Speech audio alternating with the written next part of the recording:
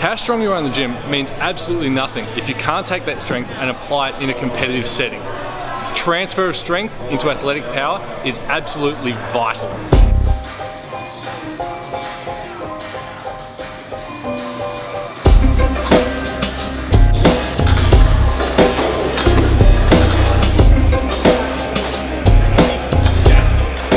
When people think of power training, they immediately think of Olympic lifting or plyometrics.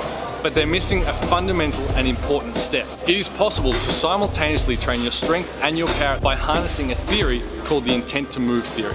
See, it works like this.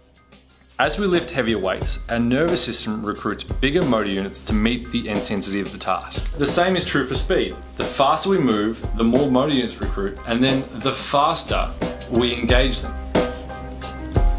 And so in a nutshell, that's kind of how the gym works. You lift heavy, you move fast, you become a more explosive and a more powerful athlete. But you see, because your brain controls the activation of your muscles, it's possible to short circuit the system by slamming on the accelerator and trying to lift as aggressively and explosively as possible. You can increase your brain's output to the muscles without actually moving any differently. You're not increasing your speed and you're not lifting any heavier. It's kind of like you're tricking your brain into giving you more power than you actually need in the situation. Your speed might not change because the load's too heavy, but that intention to move as fast as possible no matter what will increase your athletic power.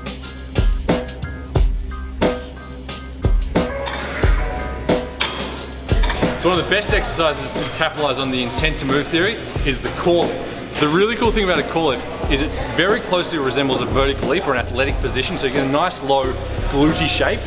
Because of the bar position, because the bar is not in front of your body, you can get a really good hip snap through the movement. So there's no worrying about slowing down. You can really drive through it without worrying about where that bar is going to hit. So Anthony's doing 100 here. His PB is about 145. So this is pretty light for him. But what you'll notice is a real chink on the bar. So he gets a real clink through the plates and gets a good snap through the top of the movement.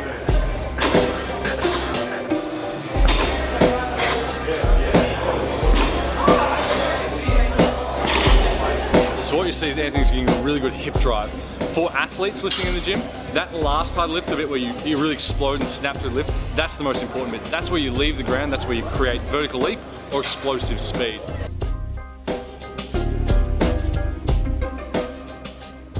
So a few keys to maximize the intent to move and to get that better transfer from your lifting into a sporting context. First up, make sure you're using compound movements. Exercises like squat and core lift, they're really good because you can fire hard and use multiple muscles and multiple joints at the same time. Avoiding fatigue is really important if you want to maximize that intent to move theory.